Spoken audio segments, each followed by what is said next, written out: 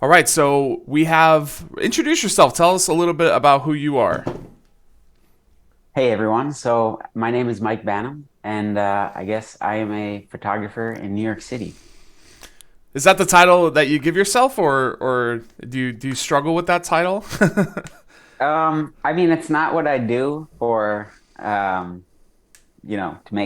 to make like all the money that I need to survive, but I it's what I do Yeah, in and I yeah, relation to being on here. yeah, I think it's funny, right? Because we struggle, like, do we give ourselves that title if that's all we do, or can we give ourselves that title if we do it for fun and get paid sometimes? Like, it's kind of a weird thing, right? But no, I'm glad to have you, Mike. I'm bringing Mike on today because he is becoming a person in the Fujifilm community, especially the GFX community, for someone that has a lot of great insight and is really putting out some awesome stuff where folks are getting a lot out of it. And I personally have been following you for quite a while and got really drawn to your style and to your aesthetic. And I think one of the things that you do best is you're able to take a really complicated piece of gear and just show your experience with it, right? I think a lot of folks out there online, really start staring at walls and stuff like that. And I think you're using some of this equipment in the real world and sharing your experience with it. And I think that's the most valuable stuff. So, as a fan, before we get started, thank you for the stuff you're doing. It's super helpful. It's helped me influence a couple buying decisions, on its own. So it's been really great. But before we get into it, I wanted to talk about maybe your camera journey. So right now, I know you're using probably a couple different cameras, but you've been using the GFX 100S quite a bit. So walk me through kind of how you started. Maybe not from the very beginning, right? But from the most important pieces of equipment to kind of how you got onto medium format into the GFX system. So, I guess in short, my journey in the creative world started probably when I went to college. I went to Pratt in Brooklyn, New York, and I went to school for graphic design, and I kind of got into everything but graphic design. In school, I kind of focused on motion graphics and animation and whatnot via After Effects, but I always knew how to use a camera. I forget when I learned how to use it, but I took a photo class at Pratt, and I already knew how to work the three settings, aperture, shutter, and ISO, and all that. And everyone else was like, "Well, I don't know how to use it." But from there, I started working in New York City. But probably in 2018, I kind of said to myself, I want to start doing studio photography. So I basically started figuring out some lighting and whatnot. And from there, I had a good deal, and I bought into the Fuji ecosystem. I bought the XH1, There it is. and there it is, the Epic XH1. And I don't know, it worked for a while. In the studio, I used the 80 millimeter, which is a phenomenal lens. Like, The macro lens, amazing. right? Yeah, it's a macro lens, but it's a phenomenal product lens. Um, the quality is just insane. So, but as time went on, I found that, 23 megapixels was not enough. And honestly, it sounds crazy, but I would do like sometimes I would do panos in the studio, like set the scene and then like, do a pano shot. And I was like, this is ridiculous. Like I think during the COVID lockdown, while everyone else was like watching Netflix and hanging out, I was like, okay, I made a list of like 10 studio projects that I wanted to do because I'm insane. And I shot my bike in my living room, my road bike, and I did uh, like a 4x2 panel shot, and it was like the resolution actually was similar to the GFX 100. So it was just like a matter of time. Like I could not, the 23 megapixels was not doing it for me, and so yeah, so I wanted to try out the GFX, but also I run my own design studio with my partner Lisa. I do web dev and stuff like that, but we have a bunch of clients. So for me, actually, if you want to bring up later, like how to make money doing this stuff, Yeah. I could ramble on about that for a Yeah, while. would love But to hear that. so I wanted to jump into GFX because I was like, well, I already was doing some photo work for my clients, for some of my clients, because it's a pretty easy transition because I already work with several clients and whatnot. And, basically I could just extend the services. And once some Yeah. clients found out about it, they were pretty interested anyway. So, um, that being said, I I wanted to try out the GFX, but from someone that bought the XH1 first, and I got a deal on it, like that's a big jump, Yeah. very big jump. And especially when the 100S came out, $6,000 body. So I it just turned out that I reached out to Fuji, and one thing's led to another, and they would just send me the GFX to try out. And initially, I was like, when the GFX first came out, I was like looking up on YouTube, trying to find reviews on it and stuff, and I couldn't find any. So my initial proposal was like, "Hey Fuji, I'll make you a killer review video. I've never made a video in my life before, really. So like, especially like YouTube, talking head and stuff like that." And they were like, "Yeah, let's do it." And I was like, "Oh shoot." So that's been my experience. Like before I bought a GFX, I would just get Fuji to send me some gear, and it was like for the next 3 weeks once it arrived, I would just be doing street photography, some studio work every second of every day, and I did it like 3 times, and I was like, "Yeah, this is enough." Like I can't imagine using another camera because Yeah. I would justify my purchase in doing like a studio first purchase because it would apply to making money. So Yeah. So, I mean, and now you're filming here on the GFX 100S, right? I am, yeah. What lens do you have on there? I have it on the 50 Oh, cool. 3.5. Cool. Yeah, I have my Yeah. my 50S too with the 50 sitting on it. So, Yes. It's a yeah. good lens. Yeah, it's a great lens. Just have on there and shoot. That's Yep. awesome, man. So, I mean, what a journey, right? I mean, I think you've kind of settled to where you need to be on GFX. And I saw a comment on I know you're on the. I was talking to Tung a couple weeks ago, and he's on the Facebook groups, and I know you're on the Facebook groups, and it's a little crazy there sometimes, but I think there's some good kind of nuggets here and there. But I think one of the things I saw was it's always, hey, I'm from Sony or a Nikon, I want to get into Fuji, and everyone's honest, right? No one's ever like, oh, you'll Yeah. do it, you'll never look back. They'll be like, hey, you're missing this, you're missing Yeah. this. Yeah. But one of the cool things I saw today, a guy wanting to go from Sony to GFX, he said, what do you guys think? And someone just wrote, hey man, if you're thinking about GFX, you might as well, because there's nothing else that compares to it. And I think, that really segues nice into kind of the next point I wanted to make, where, look, I mean, I'm going to be honest, and, it's a shameless plug for your channel here, but, you're becoming super well known now for your love of pixel peeping, right? And maybe you don't love it personally, but your ability to do it in a kind of stream of consciousness way that for viewers, it's kind of easy to pick up and say, okay, where's the detail? I want to see what this lens or this body looks like. You've done a really good job showcasing wide angle lens options, not only for the G mount, but also for the X mount, right, on your XH1. Most recently you did the 8-16 2.8 going up against the 20-35, which, to be honest, man, you were one of the few people out there who did a real deep dive into that lens.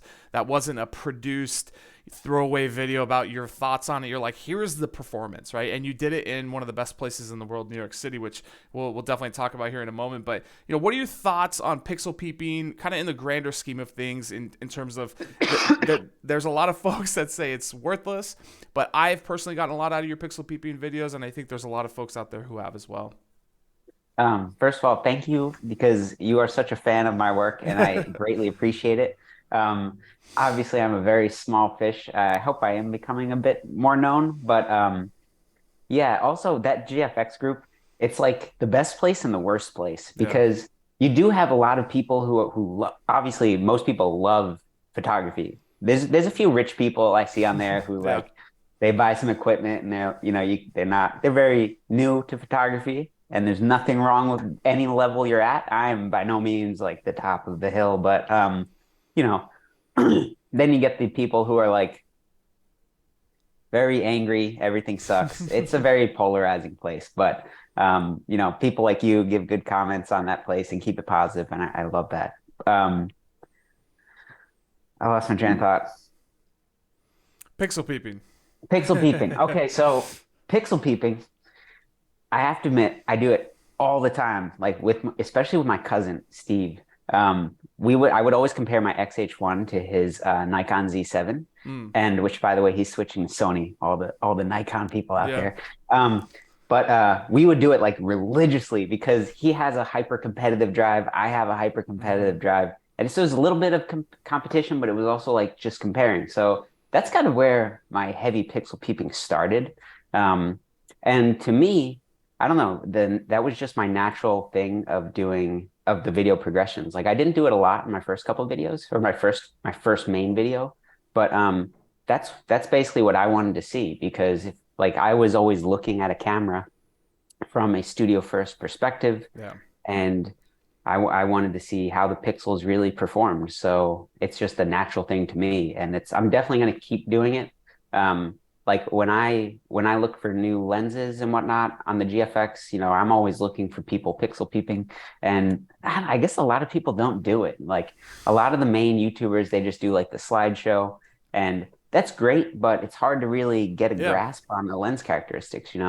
Um, I don't know why people don't want to do it. It's not like, people are going to steal your image from like, screenshotting from a YouTube, but I Yeah, don't and, know. and and we hear a lot, that nobody looks at images like on a lot of these YouTube, reviews and gear talk. They'll say, you're only looking at the image on your phone screen, right? You're only really, looking at it zoomed out. I'm like, well, not necessarily the case, right? I mean, if you're interested in gear and you want high performance gear and you're doing stuff like studio stuff and you mentioned product photography, you have to have that fidelity. You have to have that 100%. resolving quality. So that's Yep. where pixel peeping I think does have a place, and you've done a lot of that, and especially with the wide angle lens where you're like, look, it's amazing, but here's the distortion I'm seeing, here's what I did to correct it, here's that result, take it for what you will. And I think a lot of people are like, dang, I'm happy with that, because unfortunately other reviews of the lens that do the slideshow, I'm like, where's the distortion, how are you Yeah, correcting that, exactly. is this Exactly. process, you're answering those questions on your channel. Yeah. Um, Fuji sent me that lens. I was really lucky to get it just as it came out. I mean, I really milked that lens. I put out like at least 4 videos on that lens, but it's a great lens. That was to me that was part of finishing my journey to jumping onto the GFX because I like shooting with wides. I'll save the rest of that for your question. But also one crazy thing I do, a lot of people are like, "Oh, why do you need 100 megapixels? It doesn't, it's not really, it makes no Yeah. sense." I mean, I could tell on Instagram, what like what kind of camera you shot your photo with. Mm-hmm. Like I could see the depth. I could see obviously you could see the depth of field and whatnot, but I could see like how the contrast is on a lens. Yeah. Instagram for the most part doesn't destroy images. It just kind of dumbs them down. So you can really tell a lot if you kind of zoom in a little bit on Instagram. So I'm even pixel peeping on Instagram and Yeah. stuff. Yeah, and But they've allowed you to zoom in now, which is kind of a newer thing over yep. the past few years. Yep. But yeah, I'm always zooming in, pixel peeping everywhere I go, pretty much. Yeah, and it's a beneficial thing, especially when you're going to spend the kind of money that this stuff costs, right? And you want to make sure that it's not a good. I mean, look, and we're going to probably touch on this in a second, but all of the G mount native glass is incredible, right? I mean, there's not really one bad lens, and I think you're going to purchase a lens, you're going to spend this money, it's going to be amazing, but you want to make sure it's right for you. Like the stuff that you're Yeah. doing, you mentioned some of the design work you're doing, like is it well suited for that? Like can I get more out of this lens than just as a hobbyist lens? And so I think that's where pixel peeping comes into play. And on that note, I think it's good to ask you. I think I personally want to know. I know some other folks that have watched your videos. Like, what is your favorite lens, right? And I think that's a kind of a funny phrase. Like, what's your favorite lens? Well, there's so many. Right. But which one really speaks to you? You mentioned the 80 millimeter on the X mount. But in terms of the Not G my mount, favorite. well, not just a favorite, but an incredible lens. It's super Incredible lens. underrated. I just got the Super 30 incredible. millimeter macro, and I love it. And I'm thinking, man, do I Oh, need the the 80? XF. Yeah, the new one. I'm like, yeah, do I need the 80 millimeter now? So different story. But X mount lens, like, what would you say is your favorite, like desert island lens or whatever cliche you want to use? And then for G mount as well, where are you at on that?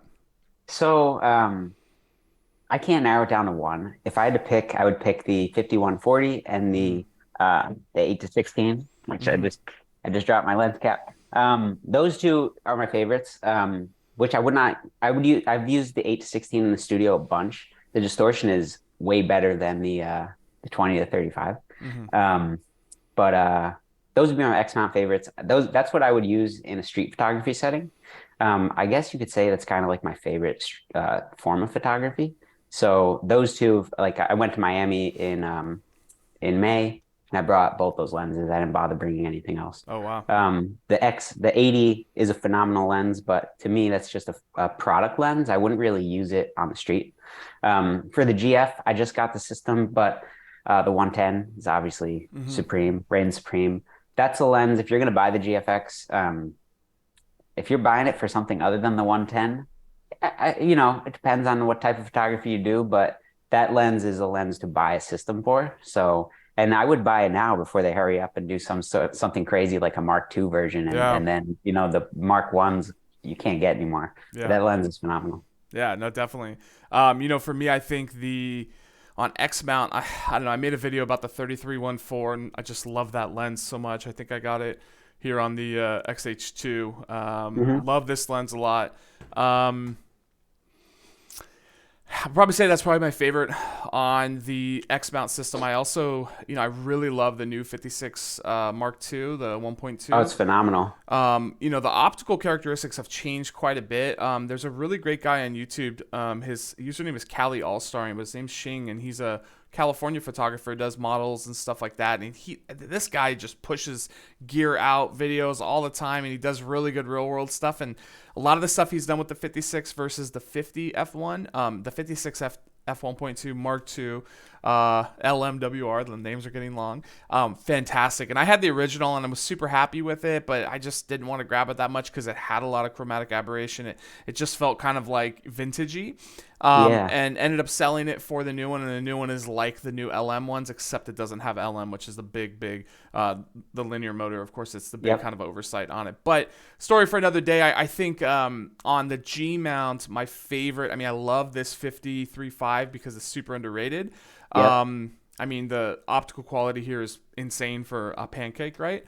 But I would say my favorite lens is the 80 at 1.7. It's kind of funny. A lot of people are in the 80 camp. A lot of people are in the 110 camp. On the 80, I miss having the telephoto. I hate the slow speed of the focus, but it's definitely that more character-ish lens, whereas the 110 is a tiny bit more clinical, but it has a linear motor, so it's way faster on autofocus. So I love that lens, and then probably my other favorite lens would be the 45-100 that I just bought, because I've been having so much fun with that lens. It's really like a portrait zoom, and I've been using it for street. I've been using it for landscape even, and it's fantastic. So super happy with those lenses, but you can't go wrong on the G mount. But go ahead. I've never used the 45-100, but it's on my list. I hear very good things about it. It's just strong. That focal and again, lenses, I'm not really talking so much in terms of like what a lens can do, but when you put that lens on the camera, it really puts you in a zone, right? So 8-16, when that lens is on your camera and you're in Miami and you're walking around and maybe you left the 50-140 in the hotel room, you're like, okay, I got to do something with this. So your mind is thinking differently. Whereas with the 45-100, you're thinking differently as well. And that's why I like that a lot. With the 53.5, I'm really just like, okay, I'll do some street stuff. It's kind of got that smartphone-ish focal range. Like I think it's around like a 40 millimeter equivalent or something like that. But yeah, so a little interesting of a lens. But there's a lot of good glass out there and you can't really go wrong. But I want to touch on, we're getting close to the end of 2022. It's, we're at the end of, getting towards the end of December here. And I think, Fujifilm is, I've been following them for 10 years. I've been using the system for about 7 years. This year has been incredible. And as a fan, it's like your favorite, video game companies coming out with a new video game, and it's like hyped and it's great. Look, they came out with a stacked sensor camera, right? They came out with, I have here the XH2S, and they came out with this camera. Didn't really surprise too many people. Unfortunately, a lot of their stuff gets leaked, and that's just the name of the game nowadays. But I think they leak their own stuff. You know what? That's true. Maybe they do. 100% they have to. They would have killed the person at this point who was leaking everything. That's true. Yeah, maybe they do. And it's different in Japan too, right? Right. But they came out with the XH2S. They came out with the XH2 and the XT5. Surprisingly, I was talking to Tung about this. Kind of was a surprise. It was rumored, next year, and all of a sudden it came out. It's in people's hands now. In fact, you can walk into a Best Buy right now and get a kit version of it, but nobody's buying that because most folks that are going to buy the X-T5 already have the kit. So they made a lot more kit cameras, obviously, to push some revenue. So kind of an interesting thing. But the GFX series didn't get a whole lot of love, right? The GF 20 to 35 came out. Not much else, right? So what are your thoughts on going into next year? They've talked about some of the tilt shift lenses. They've talked about some of their vision for it. There's a rumor of a new body because the GFX 100S went on sale for the first time. And I hope not. Fujifilm has had a really strong history of putting stuff on sale in the typical way of kind of getting rid of some inventory. So where do you see the company going in 2023? And how do you think this year went? This year, I'm with you. I mean, I don't really have any plans at the moment of getting an XH2 or 2S, but what a year, like phenomenal year. I really hate back screens of the XH cameras. I don't like how they got rid of that tilt up. To me, if I'm doing street work, I am definitely tilting the screen up. So I would probably have a hard time using that screen for a while. But aside, I had to mention, phenomenal year. The cameras are amazing. I actually got to use both of them briefly, and they are truly amazing. I used the XH2 with the new 56. What a phenomenal lens. After like reviewing the footage, I was like, man, this reminds me so much of the 100, the 110. And I almost had a little bit of buyer's remorse. I was like, oh man, I should have just held strong on the XH. But then you pixel peeped and you're like, nah, I'm good. Yeah, I pixel peeped and I'm like, nah, I did it for a reason. I think the GFX never gets a ton of love, right? You look at their lens lineup, like half of them are from like the original, first couple years, or even more. I think that's going to be the case, right? Because it's just such a premium camera and the price tag is insane. But yeah. I think next year is going to be cool. I've never used a tilt shift lens, but you can be assured I will get my hands on them, hopefully as soon as they come out. And I watched a few videos on them. Actually, someone from the Facebook group, they commented on my 20 to 35 video, and they were like, talking about how I was talking about the distortion, and they linked me to a tilt shift video, and I am really excited to try it out. I mean, you live literally in the place where you could really, really dive into these lenses, right? Yeah. Oh, 100%, 100%. So yeah, the tilt shift's going to be amazing. I think that, if you look at, they have the 80-1.7, they're going to announce the 55-1.7. They're going to have a 35-1.7. I mean, I bought the Pancake on the GFX because I specifically wanted to wait for the 51.7 instead of going with the 45. I would get the Pancake anyway because there's going to be situations where you don't want a super heavy camera, which is GFX is anyway. Yeah. But I'm really excited for that 55. That to me is exciting. But in terms of new body, I forget. Someone had a good comment on the group. But there's like very mixed ideas. I could see them coming out with a Mark II of the 100S, although the 100S is kind of a second variation anyway. But and doing more with the autofocus, adding like the bird and the train and all that crazy stuff that the XH2s have. But also, I don't know, I could see it's such like a monumental camera. Maybe they need more time. I'm really not sure, but I don't think you could ever like replicate the hype on the XF's system for the GFX. Like they're just not going to release that much gear, Yeah, and I think you make a good point with that, where the cost to entry on GFX actually isn't that bad, right? And I think a lot of people have talked at length about this, where when you're looking at some of the higher end stack sensors, the A1s and the Z9s of the world, the cost of entry is huge there. And then you look at the lenses, and the lenses pound for pound are just right there with GFX. And then you get the whole medium format versus a full frame conversation going. But I think you're right. I think for them to do a Mark II of the S and put a new processor and some of the autofocus stuff, I can totally see that happening. But like you said, it's such a monumental camera for them. I mean, it changed the game of medium format in terms of price. $6,000 to get in. And actually, the craziest thing is I'm waiting. Fujifilm actually ships their gear refurbished gear out of a warehouse here in Cypress, California, just up the street from me, and they have Oh, wow. yeah, they have so it's like next day delivery for me, which is amazing, kind of like You need to B plan and a H for heist. you. Yeah, right. And one of the funny things is they have a GFX 100S. Well, I mean, they usually have them refurbished for $36.99. Yeah, I saw that price. I was Yeah, like, oh my God. and they come up every so often, and I'm kind of sitting to wait and see, because the thing with the 50S2 that I hate, obviously, is the autofocus. You can really work around it, but when I'm jumping between systems, I mean, I have the XH2 and the XH2S now, and even my X100V, it's like light years ahead of this, where if I'm doing the 50 on here, or even the 45 to 100, I'm doing kind of more street stuff, and you do want to have a little bit more respective autofocus. And some of the side by sides I've seen with the 100S, and after using it before too, it is a lot better. So it'll be interesting to see. But for $36.99, think about that. I mean, that's the A7R5 that just came out is Yeah, in that 38. price. Yeah, so it's Yeah. like what?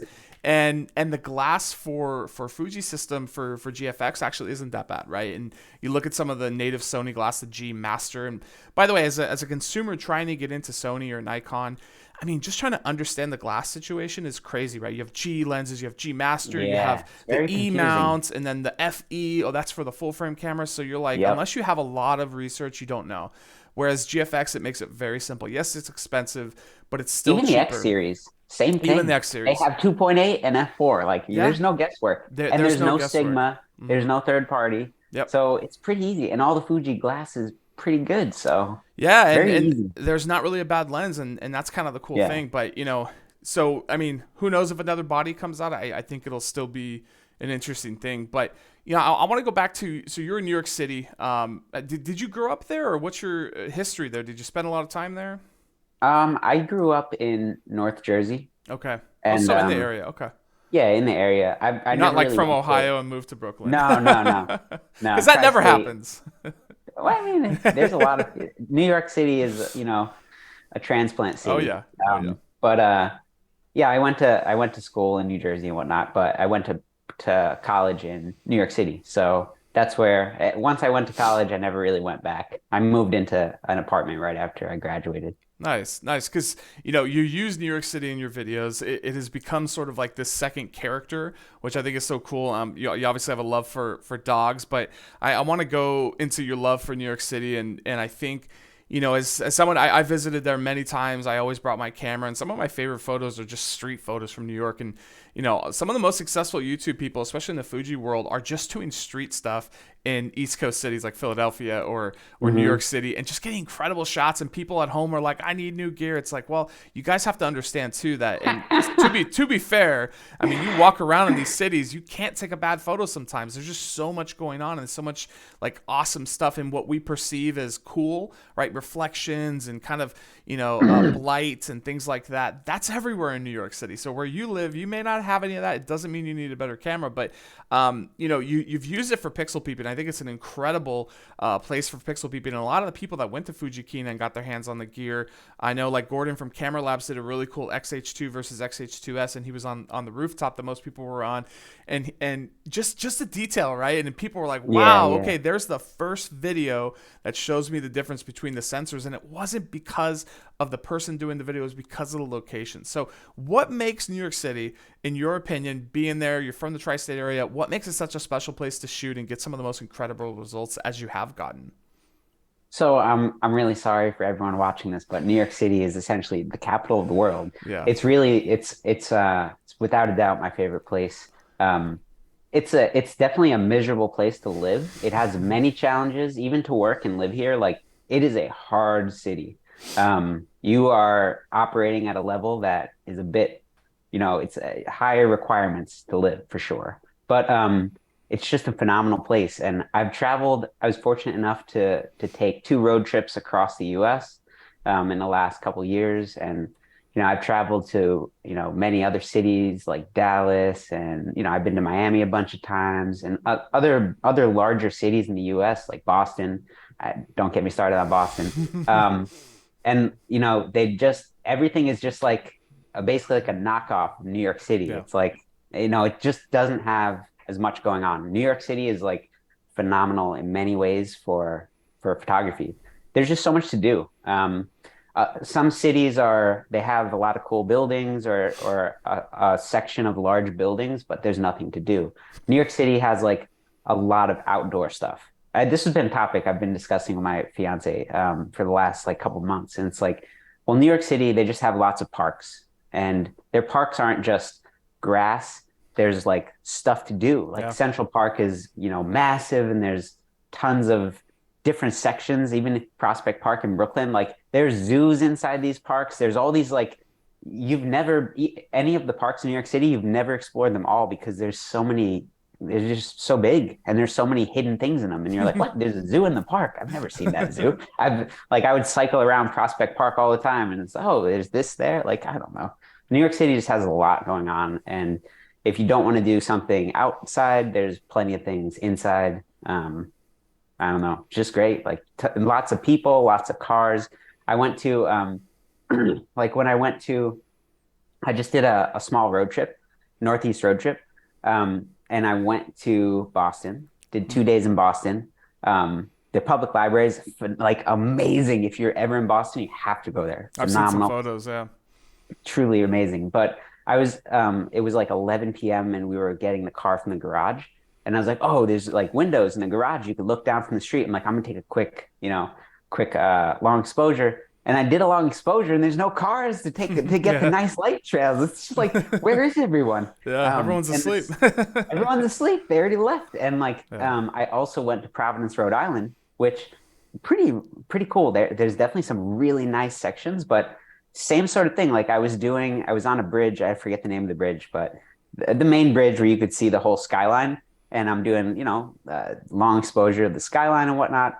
And I'm reviewing the pictures, and I'm like, wow, out of all the buildings there, there's only like a couple lights on. Like Yeah. there's no lights in these buildings to get the cool effects. So it's just New York City. You can go to so many different spots and get the skyline, and there's lights are on in every building because everyone is working and they're always tired, and they're whatever. But it's just unlike anywhere else. Yeah, and I So think for your photography, right? I mean, it's almost like I've only seen pictures and some of your work, right? That you have the animals during the day, and then as soon as the sun is about to set, that's where you shine, right? You've got the sun going down, and then night photography for you has been a really strong suit, right? It's difficult to do night photography. I think I saw a comment one time on the Facebook group saying, "Oh, night photography is easy on a GFX." Actually, it's harder, man. You have to have a tripod with you.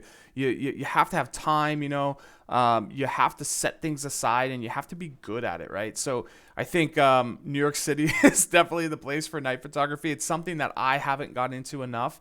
For many reasons. I have a year and a half year old, and also here at nighttime there's nobody out here in California. I live in Orange yeah, County, it's and rough. it's like a great point about New York. I mean, if 1 a.m. I'm up, you're doing some web development, I want to go shoot, let me go do a long exposure, and there's like a playground for you, right? So I think that's so cool. But And you can also just hop on a train at any time yeah. and go. I think also I never really got into tripod stuff, long exposure HDR, until I got these GFX loans. But it is such a burden though to carry around a Yeah. tripod and do that. I fully agree. Um, but it's like once you do it, you do long exposure, and then you get into HDR. It's like there's no going back. It's just And it's everything is just not worth it. And especially when you see the results come through of what bringing that tripod gave you, right? And what setting aside, hey, I'm going to take 40 minutes to an hour, whatever it needs to take to get these shots. Like, okay, now those are lifetime shots that maybe I can print on my wall. So, yeah, super worth Exactly. it. I won't take up too much of your time this morning. I got a couple more things I want to touch on with you. Sure. I think one of the most common questions I get, on my, 500 subscriber channel is, Hey, I'm with you. look, I own an X-Mount camera or two, right? And I have lenses. I'm on the groups. I'm chatting with people. I'm out shooting. I want to jump into GFX, but I don't get paid for my photography. So is it, for a lot of those people, they say, I'm a hobbyist, right? This word, Yeah. hobbyist, enthusiast. And I have been there for a long time, but in the past year for myself, I've been doing paid work and doing headshots, family. I mean, there are so many people out there, believe it or not, even though everybody has a camera in their hand, There's so many people out there who don't know how to take photos, don't want to take photos, right? There's that whole desire to want to learn. And then they can tell the difference between an iPhone photo or a really good Android device photo, even in 48 megapixel RAW, whatever, versus an actual interchangeable lens camera. So I want to ask you, you've talked about some of the work that you've done. You have the studio going on.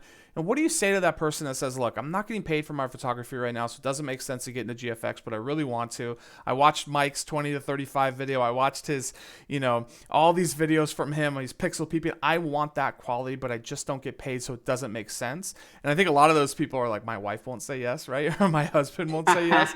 And I get it, right? It's expensive. It's a big investment, and it gets addicting, right? You start buying lenses. You start saying, man, Mike made another really good video about this lens. Maybe I should get it. So what do you say to those people who aren't getting paid right now, but they really want to get into it? How can they start doing that kind of stuff? I'll give them the opposite advice of what you're expecting. I think a lot of people the first of the year hits and they're like, oh, I want to go to the gym, and like what they do is they're like, oh, I got to buy clothes. I have to have like all this fitness gear and stuff. And to go to the gym, it's like, okay, why don't you just go to the gym, establish that you like it. And then once you're into it, sure, wear whatever clothes you want, right? So if you have an XF, you want to get into the GFX, but you can't justify it, and your goal is to start making money. Well, start making money first and earn the purchase. I'm a big time believer of like earning things. I will suffer for a month, for years before I do something. Like I've used the GFX for like well over a year before I bought it. And I really wanted it, but I just held off, I wanted to earn it. But I think from a freelance perspective, you could probably give better advice. It sounds like you grew a lot in the freelance work you do, but I think you got to start small. And like for my own business, I could say everything is referral based. So if you but it's a double-edged sword, because bad clients, cheap clients, or really, like a soccer mom client, they will most likely refer other bad clients. Mm-hmm. So, but it is all referral based. So I would say like, you got to start small, and most likely whoever you are, you have more connections than you think. So you you take yourself, your immediate family, and be like, okay, well, my dad has a company, and I went to his website, man, the photos are really bad. Okay, so start there. Maybe he could, do it. Tongue would probably say, do it for free, get your foot in the door, get the work. I am not a believer of that, but do it cheap, just get some money, recoup a little bit, but just start doing work. And, as long as you do good work, the referrals will come in. It takes time, but start small. Yeah, for sure. And I think, what I've been doing in the past year is, I bought GFX as a hobbyist kind of thing, and then started sitting there looking at the bills come in and say, okay, how do I recoup this, right? And I've been doing free work. And I said, wait a second, what if I just offer to do some paid work out there? And me personally, I have several jobs now. My main job, I do sales for a staffing firm. I also teach at a local college here. I'm a professor of English. So I'm wearing all these different hats all the time.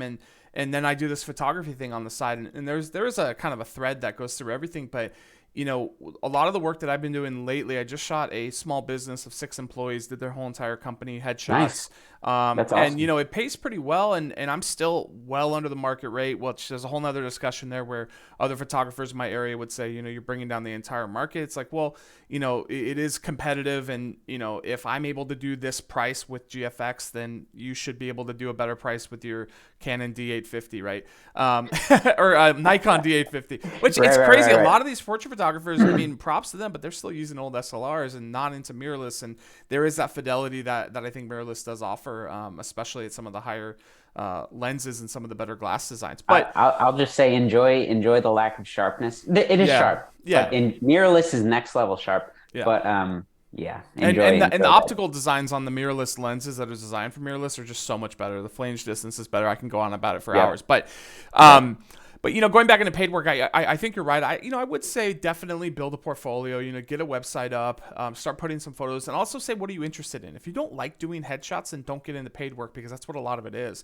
A lot of what I've Yeah. been doing, I think probably 80% of the work that I've been doing is headshots for LinkedIn, and I'm in the staffing world, and so I'm very much a big believer in But LinkedIn. that's perfect for you. That's a Yeah, that is a niche that you realized and you took advantage of, and yeah. that is how you start making money Yeah, doing definitely. something. And you'll see YouTube videos. People will say, "Oh, just start doing headshots." Well, if you don't like doing headshots, you're gonna hate it, Yeah. right? I don't And do headshots. I don't like them. yeah, and it's like, but people need headshots. You go to LinkedIn, you go to people's Instagram or Right. whatever. People have terrible photos, and you don't need to do ultra professional. I don't do studio work. I only do natural light, simply Yeah. because I don't have access to a studio, but also because I think it's a little bit less, crazy for people. But look, you can get paid for photography if you want. But yes, Yeah. I think you're 100% right. You got to start with the camera you have, and if it's an iPhone, I don't recommend doing professional paid work with an iPhone, but find a way to build a portfolio. Rent a camera, right? Go to B&H, rent a Right. camera. Go to your local camera store, rent a nice camera, and see if you love it.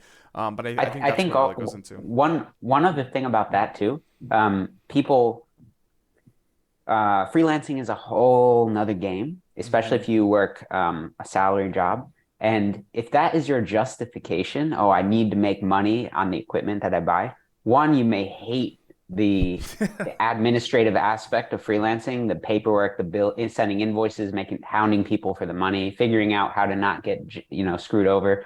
That's a whole nother thing. Yeah. But you may hate that aspect of it. You may just not like doing something that isn't fully run by yourself, right? Because the second you're doing work for someone, it's like, well, you have to schedule it, do it on their time, all that stuff. And sometimes it takes away like the passion behind Yeah. it. Like I'm not gonna lie, I do photography. Actually, I do.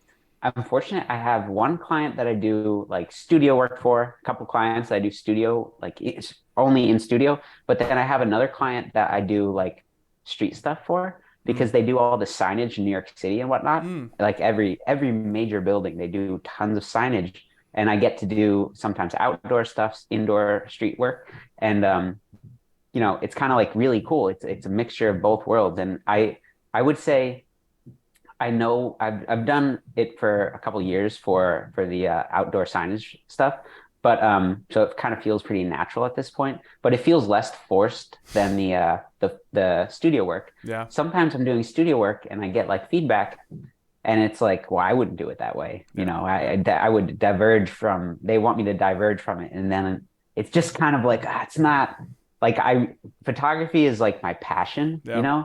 and it sometimes it's not good to mix a passion with a career Yeah. because it can make you unhappy. No, totally. I think you're, I mean, you make a really good point there, right? And I think a lot of people, we see a lot of that. I mean, look at these photographers in your area that are doing paid work full time, right? They're unhappy. They're like, sure, what time do you want to meet? Like, it's not fun for them. Yeah, I still get excited when I do this kind of stuff. I still get amped to go meet people, and luckily I'm able just to do it probably once every couple of weeks on the weekends, but in between my two other jobs. But it's yeah, like, yeah.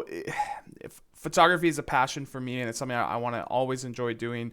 Luckily, having a gear addiction like you do is always keeping it fresh, but it is a very special thing. So I want to wrap up. I really appreciate your time, Mike. You're an amazing mind and someone who definitely has a lot to say. Thanks so And I hope much. to hear more from you in the future. And I think looking at the future, 2023, we're coming up.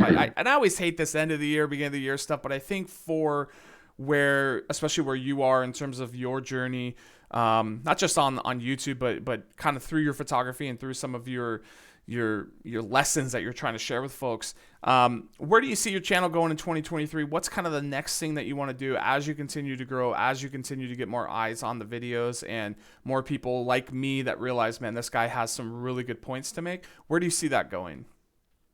A couple different directions in terms of YouTube and whatnot. I've kind of I've got a little bit away from studio work, and I need to get back into that, doing more elegant studio shoots. So that's definitely something I need to do. How I'm gonna translate that on YouTube? I did a studio food shoot studio video, and I don't know, it did not get a lot of traction. I will definitely try it again. I'm not going to base things fully on that, but you know, we'll see. People may like just the review stuff. I want to start branching out into maybe topics like freelancing or just general topics. For me to make a video, it takes a ton of effort because I spend a lot of time editing photos. I don't just I literally never shoot in film simulations and just Yep. um, hit export or just out of camera. I'm always adjusting all the settings in every photo. So for me to make a review video, it takes a lot of time, Yeah. especially like if I'm doing like, you know, 30 shots. It can take a lot of time to get the photos ready. So I want to start doing some videos that are, you know, not as content heavy, more informational heavy. Hmm. That's one thing.